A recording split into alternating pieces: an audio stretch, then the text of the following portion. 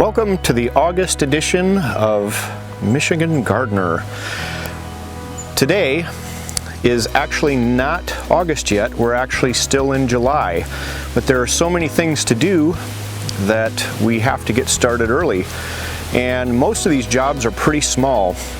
So thanks for joining me, and I hope you enjoy the show.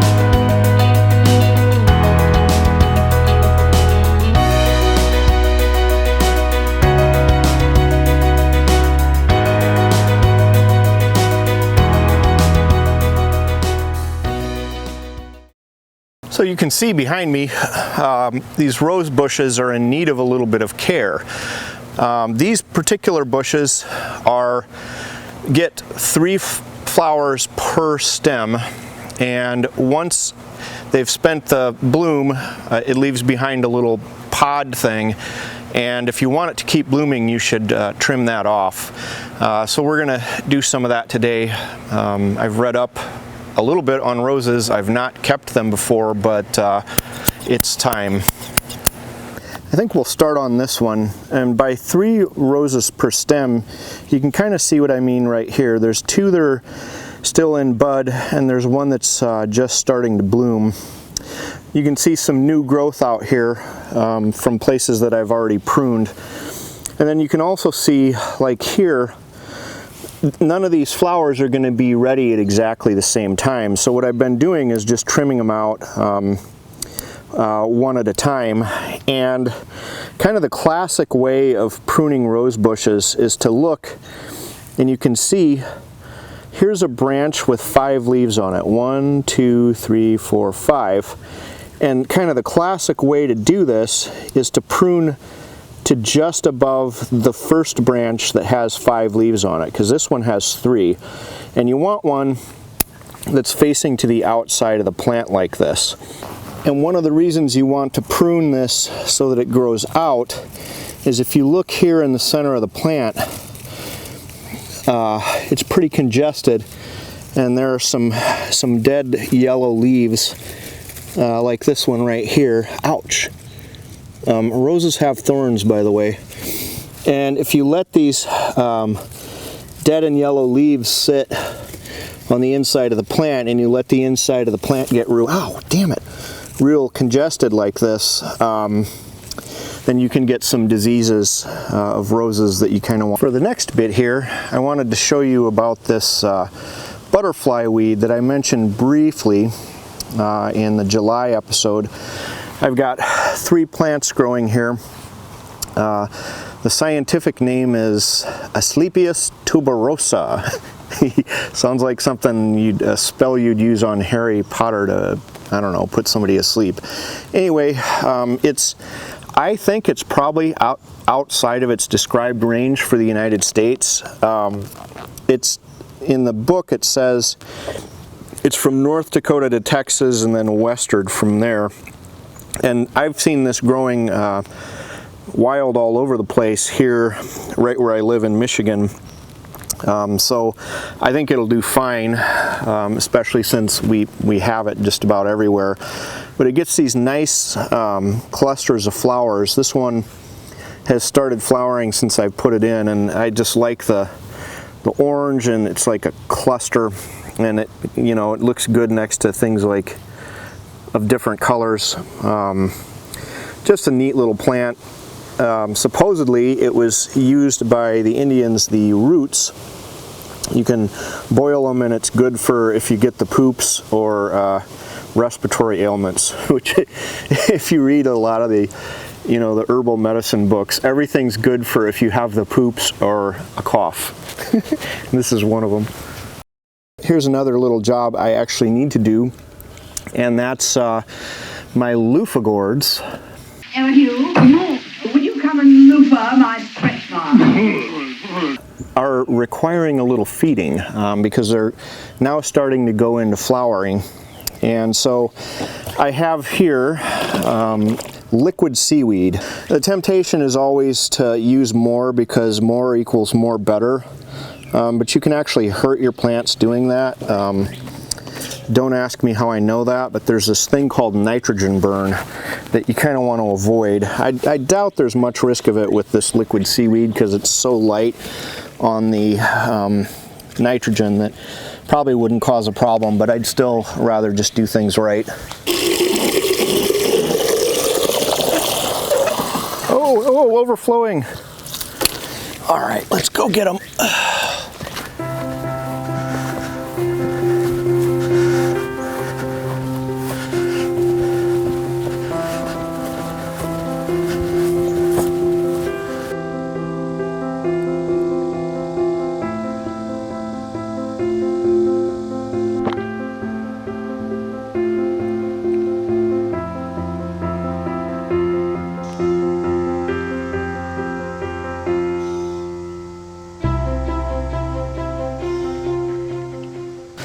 I made this little trellis thing because these are big climbing plants, to kind of give them something to grow onto. It seems to be working, but the far side of it is too shaded to grow anything, so I'm going to do this differently next year. But you can see we're starting to flower. That's what these are. And we've got them all the way along here. In the July episode, I mentioned that one of the two vines was looking a little janky, and it kept looking even jankier, so I cut it back. I'm not sure what's going to happen with this one, but this one was probably had some disease up there, and I didn't want it contaminating the other ones, so I don't think we've lost anything. And don't be afraid to soak them in real nice. I mentioned briefly in the last episode about natural fermentation for pickles, and here's an example. This is kind of the classic way that people think of pickles, and that's these pickles are done with vinegar, water, salt, and then some herbs. And you pack them all in here, put the lid on, and boil it in boiling water for 10 minutes, and then that seals it. Whereas this method never sees heat, and you do the same thing. You pack the pickles, and I put some, if you look, some chili bole in there, and some spices, some garlic, and you pour, after you get all of that in there, you pour a 5% solution of salt into there. So what do I mean by 5%? Well, for every liter of water, there's 50 grams of salt. If you're interested in more about how to do these, I also have a video, and I'll put a link in the description. Well, here we have some Thai basil. It's a gorgeous plant and really a tasty herb to use with Asian cooking, but ours is kind of going over. So what we want to do is cut it and dry it for future use out of season. So I'm just going to clip these stems down pretty low, and then you can really take any kind of string to just sort of bundle them. Actually, you don't even have to bundle these up because they're quite big, but you can just tie them individually and then find a nice place to hang them in your house in a dry location, upside down. You don't have to tie them super tight or use any fancy knots.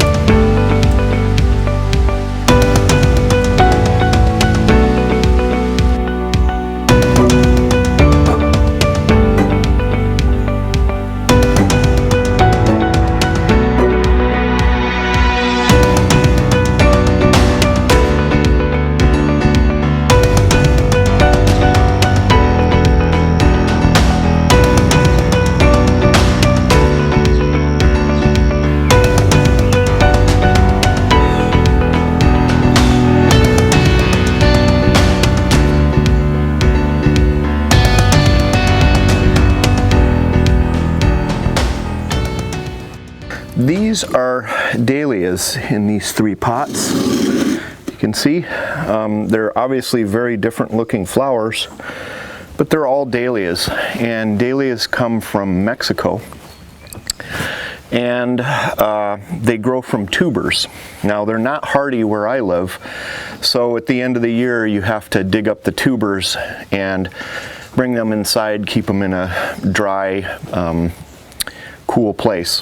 This is one of those plants that with a little bit of maintenance will do some real performing for you. So this plant you can expect to flower for quite a while, all the way up until first frost.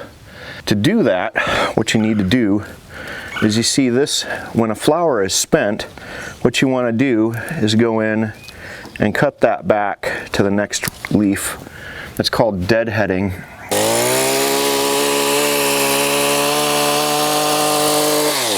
All right, well, since it rained last night,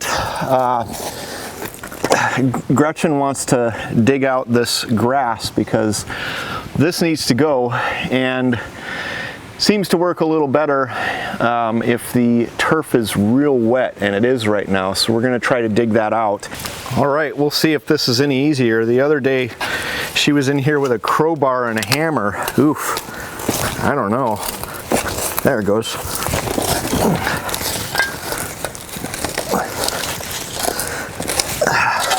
Well, we've dug all around it and it won't budge, and I tried to get through it with a shovel and that's not working either, so we'll try this.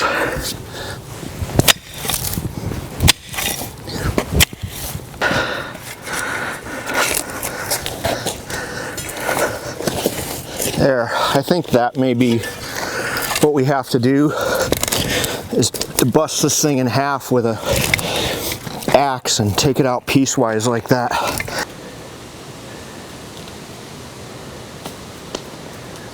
Taking a break from the digging, it's time to harvest some chilies here. Now these chilies are from New Mexico. The scientific name is Capsicum annuum New Mexico group. And they're New Mexico chilies. If this was the Hatch Valley, they'd be Hatch chilies, but this isn't the Hatch Valley. In New Mexico, they're just about to get these in the stores. It's going to be August here pretty quick, and they sell so many of them that they have roasters outside of the store, and the roaster is like a circular bin that's over propane burners, and they spin it and it roasts all the chilies for the customers, and then you can take them home and get the black skin off. A Pueblo version of this is turned into a Slopper Burger, and the Slopper Burger is fantastic. It's a burger that you make by opening the bun in a bowl, putting a cheeseburger on top of that bun, and then smothering it in green chili, and that's from Pueblo, Colorado. This is Horehound, and it's an herb. It can get a lot bigger than this. This is grown in a container, and there are multiple different plants in there, so it's probably a little crowded. But it's starting to flower, and at each of these little nodes here, you'll see some little white flowers and little clusters of flowers. And I think it's probably at its strongest. Scientific name for this plant is Marubium vulgare, commonly known as Horehound. So we're going to have our taste test of the Horehound candy. Made this, and basically it's a cup of the leaves. You boil a cup and a quarter of water, and once it comes to a boil, take it off the heat, put the leaves in there, and let it steep until until it's cool, room temperature. Then you wring the leaves out, strain that stuff, and then that's your liquid. You add that to a saucepan with 2 cups of sugar and 2/3 cup of white corn syrup. And then I've dumped them into little molds. You have to heat it to 300 degrees. Then I dumped it into little molds and then dusted each one with powdered sugar because they're a little tacky to the touch. All right, so we're gonna try some of this Horehound candy together. They're blonde in color, well, let's see. Ready? That's Wait a minute. good. It's spicy and good. It's bitter as hell. And the reason it's bitter is Horehound. I think it's good. I like it. Horehound, the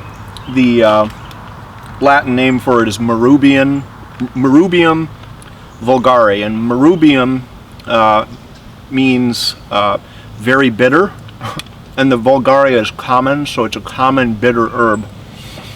And the stuff you buy in the store is nowhere near this bitter. Like, nobody would ever eat it. This is like the medicinal version, and back in olden times they'd say this would cure a cough, and you'd give it to a kid and it'd take away their cough. It does kind of taste like a cough drop. Well, a little bit. It's good though. Here's why it cures it. Because you only have one? You give it to the kid and you say, how's your cough? And they're like, I still have it. Oh, we'll have another one of these. No, it's gone, it's gone. It absolutely cures your cough. The longer you leave it in there, the more it is bitter. Like, imagine taking those Angostura bitters and just like guzzling a whole thing. That's how bitter it is. But the commercially available varieties, this is like an old school like pipe hitting recipe. This is not like the Zoomer version of shit. This is the real one. And medicinal, it came from an old book on herbal medicines, and so that's the real deal. And the stuff you can get in the store, like I think Ludens makes Ricola makes a version, and it's pretty good. It's nowhere near this bitter. And then it's brown, so the reason it's brown is they're either adding a coloring or they're using brown sugar. So if you use brown sugar instead of white sugar, you won't end up with this like honey colored drop or whatever. Like, honestly though, that was bitter. It's bitter. I do like it though, because I have no self-control when it comes to candy, and so this is something I can just have one of. Yeah, one. That's it. One. One's enough. And they're not for dogs. Not for puppies. No. You'd probably get sick. So there's this other thing, and kids especially would hate this, because when they taste things, if they taste bitter, bitter is like an alkaloid flavor, and a lot of alkaloids are poisonous, so they're pre-programmed to dislike bitter tastes. Whereas adults, those bitter tastes are also associated with intoxicants. So, you taste this and you're like, ooh, I bet that's potent. I bet I'm going to get fucked up. And so adults tend to like bitter and kids absolutely don't. But anyway, that's the Horehound Marubium vulgare candy taste test.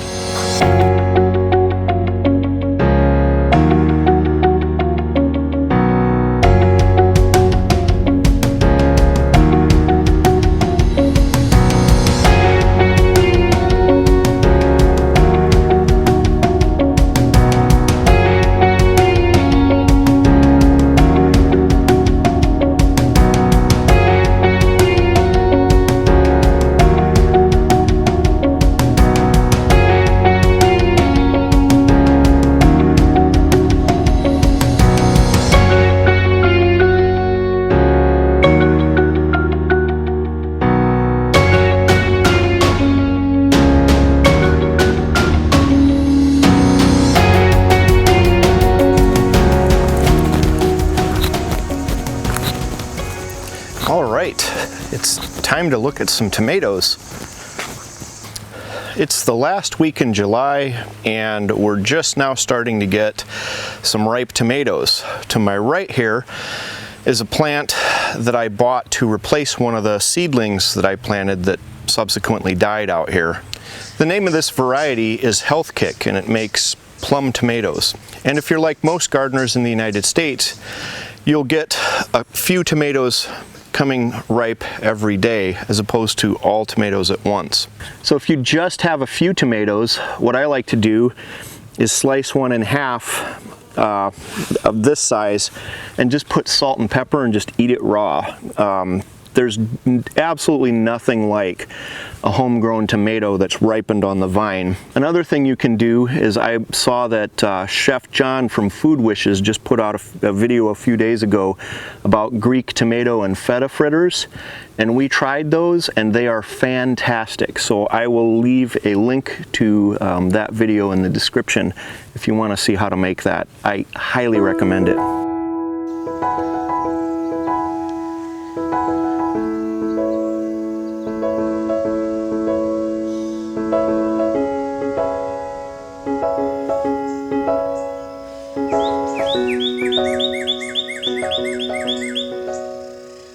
So we're here in the veg garden, and our green pepper plants have gotten so full of growth that they're kind of falling over. So what we're going to do is just stake them up, and you can just use any kind of cutting that you have, some kind of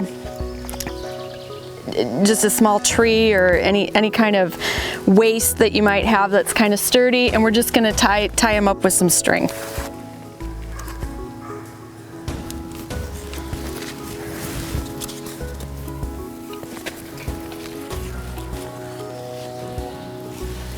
All right, so you don't have to be super fancy about this.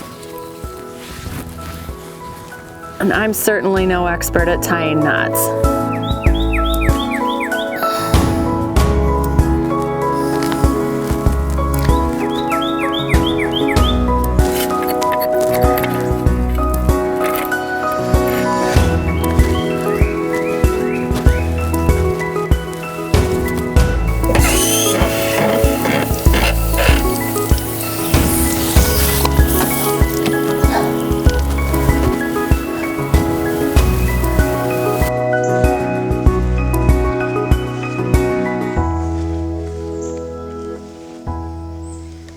Okay, we're over here in a hosta bed that a previous owner has planted, and as you can see, it's gotten very overgrown. And that's not a problem. A lot of people think that you can only move hostas in the early spring. I happen to like to move the hostas in the summer for a couple of reasons. First of all, in the spring, if you haven't planted the hostas, you have no idea how big they are, and it's impossible to tell from the little pointed nodes that are poking out from the soil. So I obviously had no idea how big many of these hosta are. And as a result, we have some hosta that are almost completely swamped. The good news is we have another area where I need some filler plants. So I'm gonna dig out this hosta that's stuck in here and show you how you can make several plants out of it. Although it's not gonna be symmetrical like it would be if you were digging up and dividing into 3 in the spring, next year when it comes back up, it will be a perfectly symmetrical plant.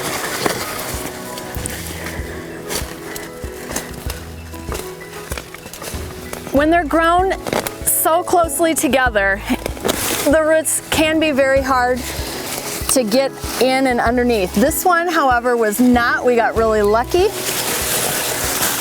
And as a bonus, there's another smaller one behind it that I might dig out later.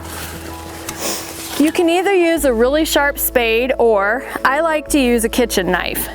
Okay, so hosta are extremely easy to divide. You don't have to be super careful. You just have to make sure that whatever division you take has at least part of the root with it. So I'm just going to take a knife in. I've kind of separated the plant where it kind of wants to separate. I'm just going to cut. And so all of these hard portions are part of the root. And I think I can make 3 good plants out of this hosta that we took out that really wasn't super big. And now I'm going to take it to another bed and give it a new home.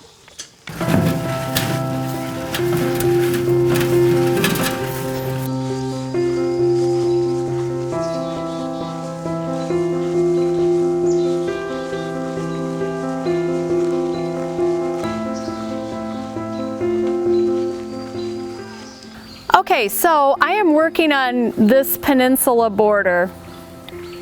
A few weeks ago, Kyle created a gorgeous flower bed for a place to give our dog Nellie a final resting spot. And we had quite a vast amount of blank space back here that I wanted to do something with, and I wanted it to kind of transition from the formal garden back into the wooded area in kind of a natural way that you could walk through, and that we could grow some shade plants that are really interesting, that contrast with the abundance of hostas that we have in the yard. And this bed will also be a place where, as these plants grow and need to be divided, it's going to be really easy to get in here and divide them. So I'm going to go ahead and plant these 3 divisions. And this is kind of a blue leaf hosta. I'm really not sure what variety it is, but that doesn't matter. So when you have an abundance of a plant like a hosta, you can use it as filler. And I am just going to kind of place these in a couple of spots that are blank. This is kind of a medium-sized hosta, so it'll go kind of toward the edges a little bit, and I think I'll peek one out in here. These are more giant hostas. All right, so hostas are not picky at all. We're just gonna dig a hole, stick it in, cover it up, and then it will like a nice soak. You want to put enough water in around the new hosta so that it puddles. And then later I'll come back and cut off the spent flowers. That'll help the plant focus on producing roots and not regenerating. This soil isn't too bad. I never worry too much about amending soil for hostas. They really are really tolerant of almost any kind of soil.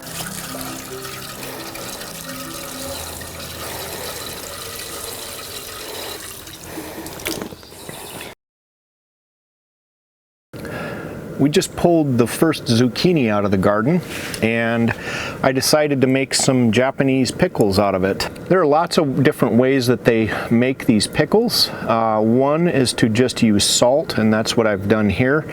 And this press is called a Tsukemono, and you put your vegetables in there with a little bit of salt, and this lifts off, and it puts constant pressure on there, and then eventually the salt leaches stuff out of the vegetables, and it forms like a little brine, and all the flavors combine. All right, so let's see what we've got. Ooh, wow. Yeah, so they usually use Napa cabbage, but I had some red cabbage, little carrot, little daikon radish. Here's our zucchini. There's some dried seaweed in there. And if you look here, a little shaved celery. Let's try it.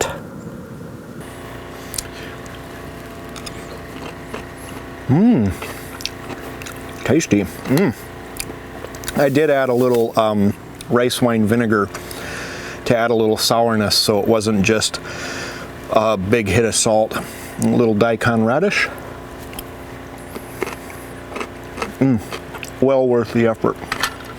Well, hello, here we are out in front. This is another project that Kyle and I have had going, and it's been kind of ongoing because we had a lot of heavy lifting before we could get the new stuff put in.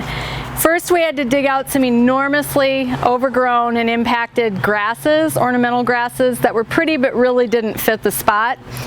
And we also had to remove about 15 wheelbarrowfuls of river rock. So now we're to the fun part where we get to plant this beautiful rhododendron. And the first thing that we need to do is we need to dig a hole that's twice as big as the container that the rhododendron has come in. To do that, I am just going to mark with my shovel in a circle. I'm going to score the earth all the way around the plant, and then we'll move it out of the way so that we can dig. All right, unfortunately, because of the weight of the stone and the poor quality of soil, we are going to have to use a pickaxe to break up the soil before we can dig a proper hole.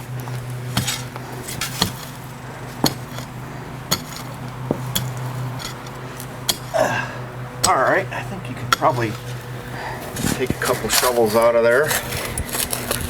There is a lot of builder's sand in here from when the house was built. The rhododendron is not going to like all that. They don't like to have wet feet, but they do like pretty good soil.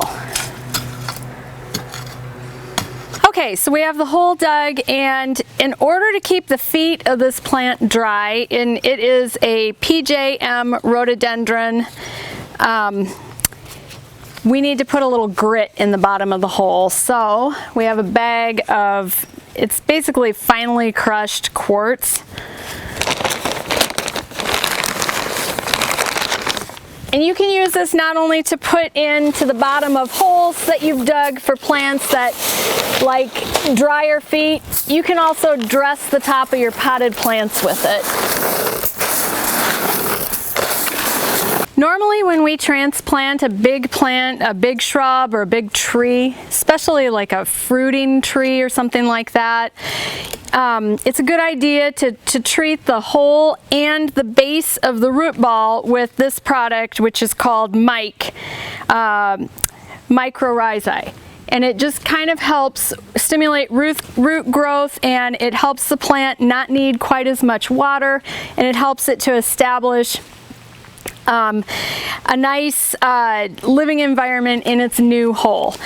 Unfortunately, I just read on this package that the Mycorrhyzae and Mike will not colonize the Ericaceae plant family Rhododendron azalea blueberries. This is a rhododendron, so we're going to skip this step, but normally we would use this as the next step to planting something large. Alright, so now I'm going to take the plant out of the pot, and you want to be gentle. You don't want to break any stems. I like to give the pot just a little bit of a tap and see if you can get it to gently come out, which it did. It's not root bound, so I'm not going to worry too much. I might just lightly score around the side with my fingers, and I'm going to set it in, and then we're going to situate the plant so that it's attractive as you drive in to the driveway and walk up to the house. Alright, so we're going to take some grit and we're going to mix it with some topsoil.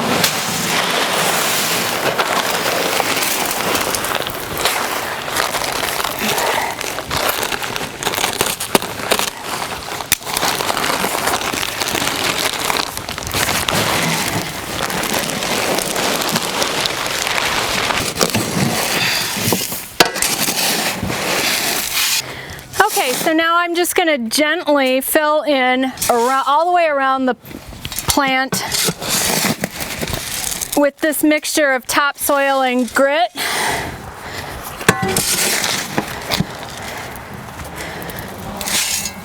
Okay.